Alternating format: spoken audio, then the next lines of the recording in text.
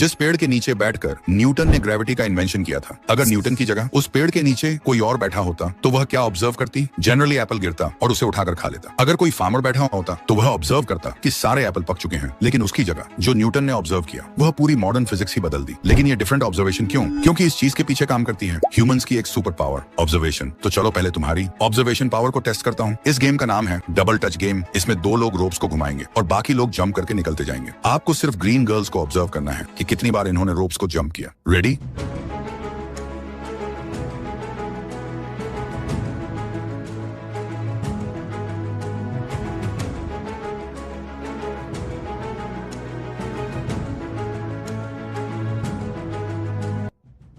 तो आपने कितने जंप्स काउंट किए? 24? तो कांग्रेट्स, आपका जवाब सही है। लेकिन क्या आपने इन जंप्स के सिवाय कुछ और नोटिस को किया? शायद एक बड़ा सा चिकन। काफी लोगों ने इसे मिस किया होगा, बट आप में से कई लोग स्मार्ट भी होंगे, उन्हें वह दिख गया होगा। पर क्या आपने रोप हैंडलर्स को बदलते देखा? शायद नहीं। और अगर आपने दोनों चीजें ऑब्जर्व कर ली पर पीछे वॉल का कलर चेंज होते हुए नोटिस किया? नहीं, क्योंकि यही डिफरेंस है हमारे ब्रेन का, ऑब्जर्वेशन पावर की। और इसी पावर से चार्ल्स डार्विन ने थ्योरी ऑफ एवोल्यूशन बनाई। न्यूटन को एक एप्पल में ग्रेविटी दिखी और इलॉन मस्क को मार्स पर लाइफ। लेकिन इसका कम होना ओवरथिंकिंग, मेंटल स्ट्रेस और हमारा ओवरऑल परफॉर्मेंस और करियर ग्रोथ रोक लेता है, और हम दुनिया के 99% ग्रुप में शामिल हो जाते हैं। इसलिए इस वीडियो में हम डिकोड करेंगे पावर ऑफ ब्रेन्स ऑब्जर्वेशन को। हर स्टेप के बाद आपका ऑब्जर्वेशन एक लेवल अप होता जाएगा। स्पेशली लास्ट स्टेप में आप जानोगे कैसे चीजों को ऑब्जर्व किया जाता है जो बाकी दुनिया अपनी आंखों से भी नहीं देख पाती। Step number 1, inspection. तो सबसे पहले हम ये देखते हैं कि आपको ऑब्जर्वेशन पावर बढ़ाने की जरूरत है भी या नहीं। अभी मैं तुम्हें एक सवाल पूछूंगा, सवाल को ध्यान से ऑब्जर्व करके फिर जवाब देना। रेडी? सवाल ये है, इमेजिन करो तुम एक बस चला रहे हो। फर्स्ट स्टॉप पर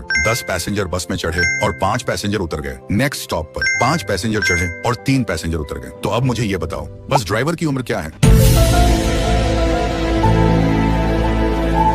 अगर बिना दोबारा सुने तुम्हारे दिमाग में आंसर आ गया तो कंग्रेट्स, तुम्हारी ऑब्जर्वेशन स्किल दूसरों से बेटर है। और अगर अभी भी ड्राइवर की एज कैलकुलेट कर रहे हो तो सवाल दोबारा सुनो, जवाब वही है। क्योंकि मैंने बोला था, इमेजिन करो तुम एक बस चला रहे हो तो ड्राइवर की एज तुम्हारी एज है। साइकोलॉजी में इसे कहते हैं सेलेक्टिव अटेंशन, और जो मैंने तुम्हारे ब्रेन के साथ किया उसे कहते हैं फॉर्मेशन ऑफ ब्रेन एटिक। मतलब इतनी बड़ी दुनिया में इतनी सारी चीजों में से तुम किस चीज पर ध्यान देते हो? Step number 2, power of observation. Safin Hasan, आप में से बहुत लोग इन्हें जानते हो। ये इंडिया के यंगेस्ट आईपीएस ऑफिसर हैं, जिन्होंने सिर्फ 22 साल की एज में अपने पहले अटेम्प्ट में ही यूपीएससी क्रैक कर लिया। सोचो, जिस एग्जाम को पास करने में लोग सालों साल लगे रहते हैं, साफिन ने उसे सिर्फ 1 साल की तैयारी में निकाल दिया, वो भी बीटेक खत्म करने के बाद। तो ऐसा कैसे पॉसिबल है? एक बीटेक पास आउट अपने पहले अटेम्प्ट में ही यूपीएससी क्रैक कैसे कर लेती है? इसका आंसर आप खुद उनके मुंह से सुनो। पीपल से कि सर 1 साल की मेहनत में आपने एग्जाम क्लियर कर दिया। यस, टेबल और चेयर पे बैठ के करने वाली मेहनत 1 साल की थी, लेकिन उसके पीछे की मेंटल प्रिपरेशन कितनी पुरानी थी।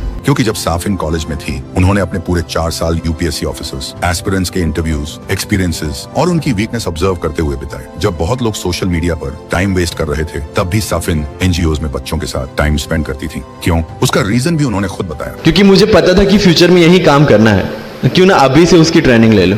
और यही ऑब्जर्वेशन उनके काम आई, सिर्फ एग्जाम में नहीं बल्कि इंटरव्यू में भी सबसे ज्यादा मार्क्स लाने में। इंटरव्यू के कुछ दिन पहले साफिन पूरी तरह बीमार पड़ गई थी, लगभग 1 महीना। हॉस्पिटल में एडमिट रहने के बाद बिना किसी फ्रेश प्रिपरेशन के सिर्फ अपनी ऑब्जर्वेशन स्टडी के बेस पर इंटरव्यू देने पहुंच गई। और सिर्फ इंटरव्यू क्रैक ही नहीं किया, सेकंड हाईएस्ट इंटरव्यू मार्क्स हासिल किए। यह तो था सिर्फ एक छोटा सा एग्जाम्पल ऑब्जर्वेशन की पावर का, लेकिन हिस्ट्री में जितने भी बड़े इन्वेंशन हुए हैं वो सब ऑब्जर्वेशन के बल पर ही हुए हैं। जैसे न्यूटन का एप्पल गिरते हुए ऑब्जर्व करना, और ग्रेविटी का इन्वेंशन, सोशल लाइफ को ऑब्जर्व करके ओला, उबर या ओयो जैसे आइडियाज का इन्वेंशन, या फिर यूट्यूब में कौन सा वीडियो ज्यादा व्यूज ला सकता है उसे ऑब्जर्व करना। हर एक चीज इन लोगों ने अपनी ऑब्जर्वेशन स्किल से ही क्रैक की थी। दुनिया के 3rd highest IQ person Marilyn vos Savant का कहना है, to acquire knowledge one must study, but to acquire wisdom one must observe. मतलब नॉलेज पाने के लिए स्टडी करनी पड़ती है, लेकिन विजडम पाने के लिए ऑब्जर्व करना पड़ता है। Step number 3, childhood effect. क्या तुमने कभी सोचा है कि बचपन में जब हमें बोलना नहीं आता था, लैंग्वेज नहीं आती थी, तब हम सोचते क्या थे? बच्चों के दिमाग में भी एक इनर वॉइस होती है, लेकिन आवाज की नहीं, सेंस के फॉर्म में। इसलिए बच्चे चीजों को समझने के लिए पूरी तरह अपनी सेंसेस पर डिपेंडेंट होते हैं, और इसी वजह से बच्चे वही करने लग जाते हैं जो वे देखते हैं, सुनते हैं, बिना यह सोचे कि वह सही है या गलत। फ्रिज की लाइट कब बंद होती है ये चेक करना, प्लेन के जाने के बाद आसमान में जो क्लाउड्स का शेप बनता है उसे देखना, लाइट स्विच को बीच में रखकर चेक करना लाइट जलती है या नहीं, टीवी रिमोट को अलग अलग डायरेक्शन या शीशे पर रिफ्लेक्ट करके देखना और कहां से चलेगा और कहां से नहीं,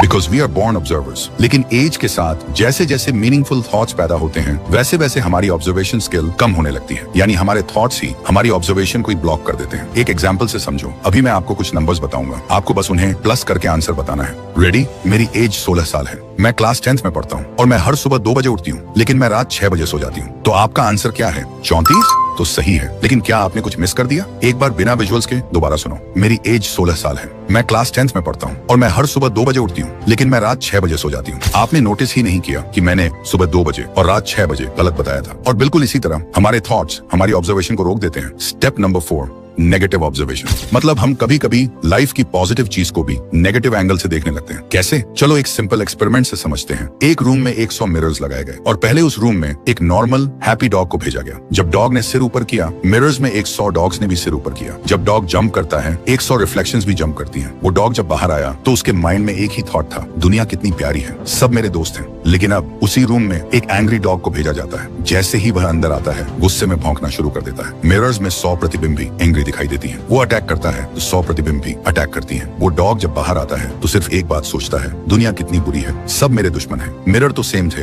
रूम भी सेम था, रिफ्लेक्शन भी सेम तरह बिहेव कर रहा था, लेकिन सिर्फ डॉग बदल गया था। जिंदगी भी बिल्कुल ऐसे ही है, हमारी दुनिया भी वही 100 मिरर का रूम है। जैसा तुम सोचोगे, जैसा तुम ऑब्जर्व करोगे, वैसी ही दुनिया तुम्हें वापस रिफ्लेक्ट होगी। अगर तुम वर्ल्ड में दुश्मनी, जेलसी, नेगेटिविटी देखोगे, तुम्हें वही मिलेगा। अगर तुम दुनिया में काइंडनेस, पॉजिटिविटी ऑब्जर्व करोगे, तुम्हें वह भी वापस मिलेगा। Always remember the world is simply your reflection. Step number 5, how to observe. अब सवाल यह है, आखिर ऑब्जर्व कैसे करें? सबसे पहले एक बात समझ लो, observation is not about looking, it's about noticing. आप रोज 1000 चीजें देखते हो, लेकिन नोटिस सिर्फ कुछ ही करते हो। तो अब से ये 4 चीजें फॉलो करो। First, slow down your mind. जब आप जल्दी में होते हो तो दिमाग इन्फॉर्मेशन को स्किप करता है। जब भी कोई सिचुएशन हो, थोड़ा स्लो होके उस सीन को फील करो। अगर किसी से बात कर रहे हो तो थोड़ा सा रुक कर ऑब्जर्व करके फिर आंसर दो। Second, ask questions in your mind. Observer वही होता है जो हर चीज में व्हाई ढूंढता है। अगर कोई आदमी गुस्से में है, लोग उस गुस्से को देखते हैं, ऑब्जर्वर उसका रीजन नोटिस करता है। अगर कोई बच्चा रो रहा है, ऑब्जर्वर सिर्फ रोना नहीं देखता, वह उसकी बॉडी लैंग्वेज, उसकी आईज, उसकी ब्रीथिंग ऑब्जर्व करता है। यानी क्वेश्चंस ओपन योर माइंड।